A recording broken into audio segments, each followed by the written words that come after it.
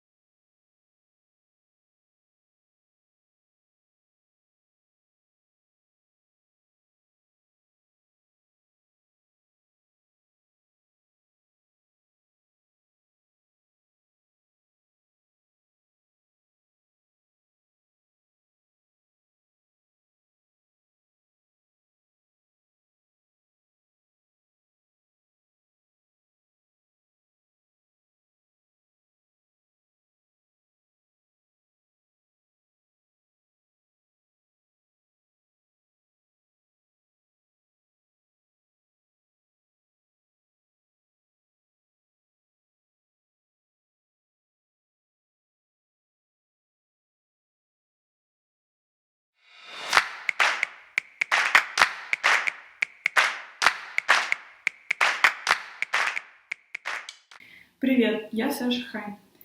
Первый вопрос. Какой имидж у феминизма в твоей стране? Так как Россия сейчас страна с довольно патриархальными устоями и слабой экономикой, феминизм здесь воспринимается как развлечение для женщин среднего класса, которые при этом слишком некрасивые для того, чтобы вписаться в рамки и получить свои женские привилегии традиционным путем. А еще это, конечно же, западная пропаганда. И геи. Феминизм, по мнению большинства россиян, это для женщин и геев, что, конечно же, совсем не так. Второй вопрос. Сталкиваешься ли ты с дискриминацией по признаку твоего гендера, внешности или сексуальной ориентации? С 15 до 22 лет я идентифицировала себя как трансмужчину, и отчасти из-за внешнего давления этот опыт был довольно тяжелым. Я не сталкивалась с физическим насилием, но сталкивалась с неприятием этого со стороны одноклассников, одноклассниц, подруг. А случайные люди всегда просто игнорировали, что я говорю о своем мужском роде, и пытались узнать, как меня зовут по паспорту. Это небольшие проблемы по сравнению с тем, что я слышала от своих знакомых, особенно от транс-женщин. Так что я не считаю этот опыт очень травматичным на фоне всего остального, происходящего с меньшинством в России, но в целом понимаю, что так быть, конечно же, не должно. Зато я бывала по обе стороны. Меня дискриминировали и как женщину, и как мужчину. А еще однажды в неком издании Social Media News написали текст, в который попала моя бывшая партнерка, и чтобы очернить ее, автор текста написал, что согласно ее странице на Facebook, она отношения ранее заводила однополые. Видимо, это что-то плохое. Ну и кричали что-то про лесбиянок на улице, спрашивали, кто из вас сверху и все такое. Третий вопрос. Какие конкретные общественные изменения должны произойти в первую очередь, чтобы не было патриархата? Это очень глубокий вопрос, я не смогу на него ответить полно. Но если совсем кратко, то я думаю, что без экономических изменений этот процесс невозможен, так как люди не имеют возможности менять устоявшуюся парадигму в обществе и в себе, если у них нет денег на базовые нужды. У людей в России другие вопросы. Я часто думаю о том, что примерно 30% россиян не имеют доступа к канализации в домах и ходят в туалет на улице. Консерваторам феминизм здесь даже не нужно пытаться остановить. У людей просто нет времени на новое, они находятся в стагнации из-за бедности. Это самое начало. Потом уже должен идти доступ к образованию, причем образование должно быть независимым. И кроме того, у людей должна быть возможность учиться за рубежом. А потом настанут значительные политические изменения.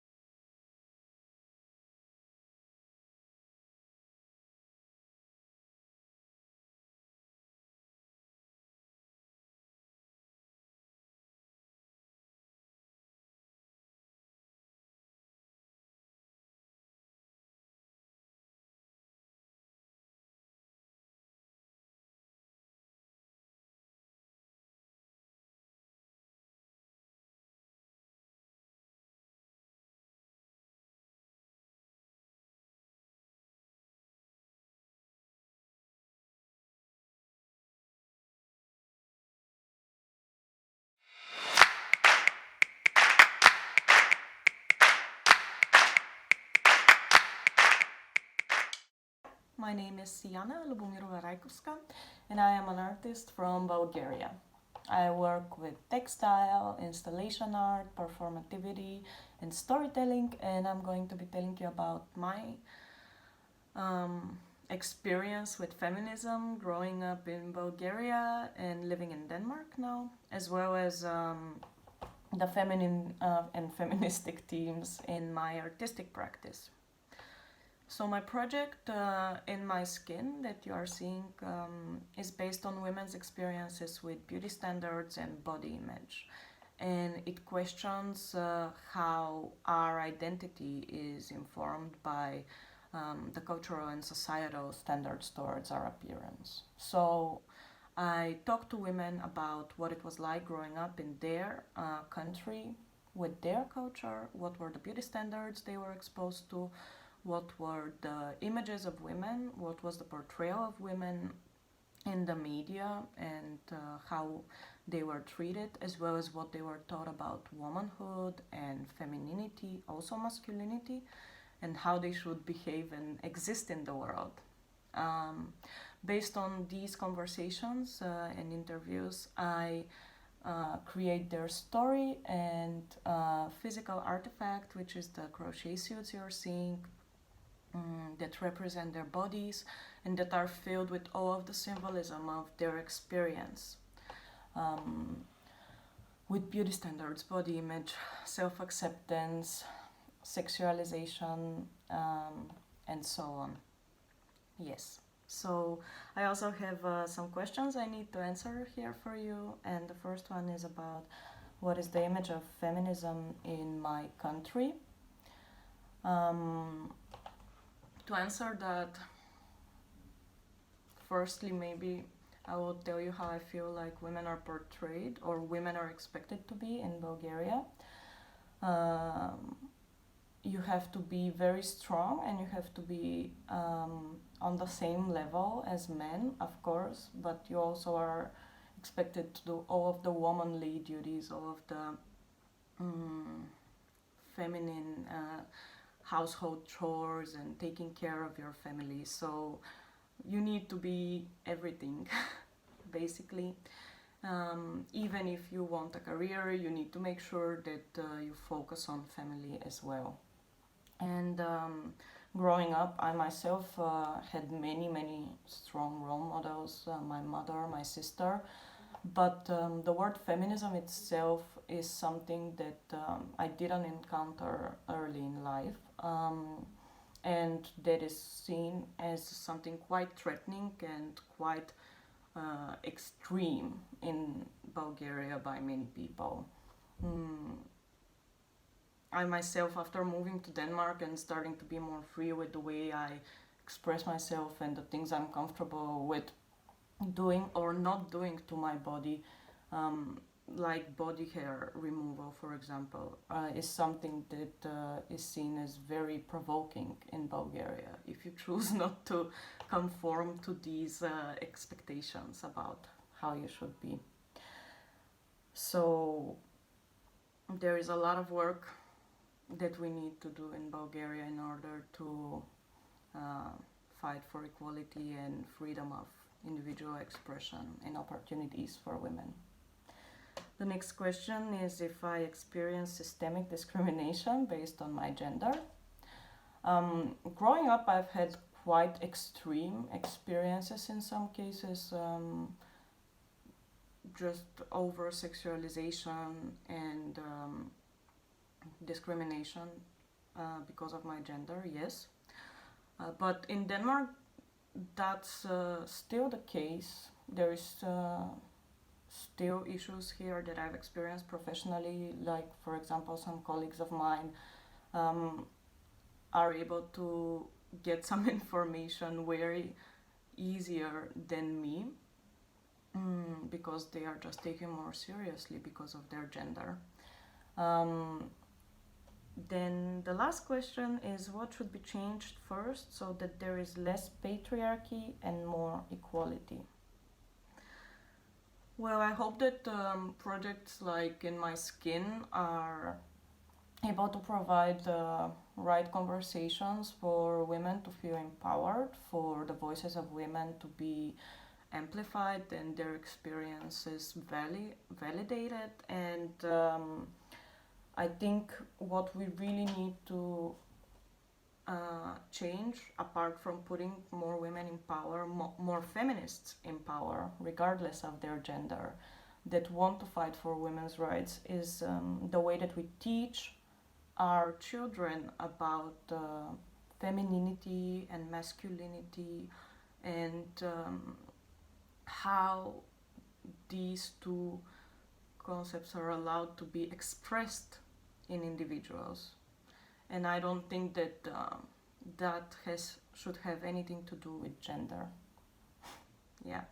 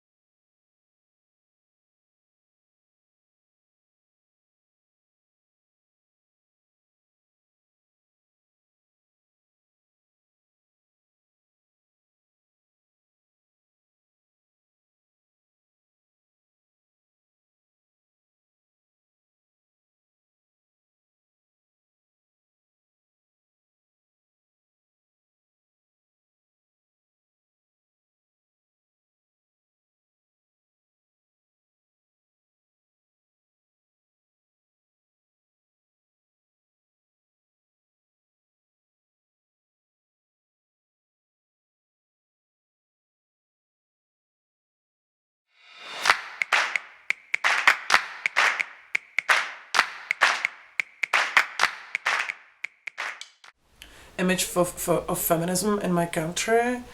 I'm part of of the Codex of Feminist Institutions.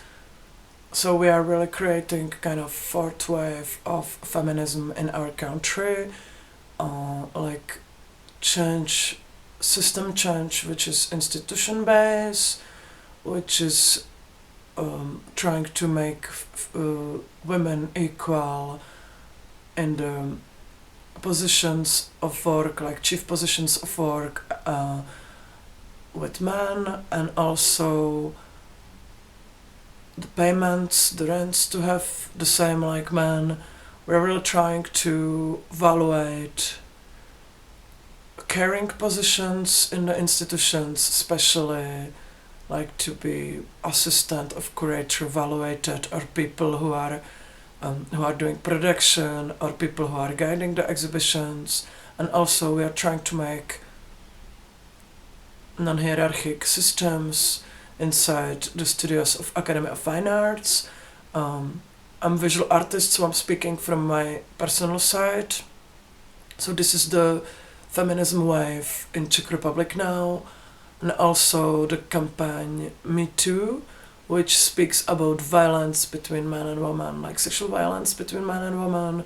So we are really trying to change the universities, the climate, then young women don't have a fear to speak about their experiences, and we really try to hear the voices of mothers and of people who are kind of outsiders of society.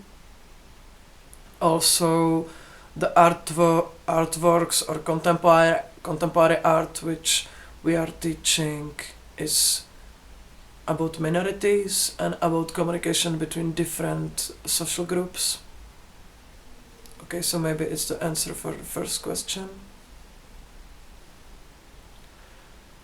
If I experience systematic discrimination based on my gender, so, well, yes, I experience this discrimination because I have like not simple gender. I feel like both, like woman and man. And when I was younger, it was really difficult for me. Even when I was studying art school, nobody knew how I have it, and it was not big education in sexual identities in my country at that times. So people was kind of confused, like if they can tell me as a man or woman. So it was for me kind of, I felt really discriminated when I was like in my 20s, and then later I became a mother, and then I felt really discriminated in the like caring system and health system for mothers, for giving birth, for laboring, because in our country when you are pregnant,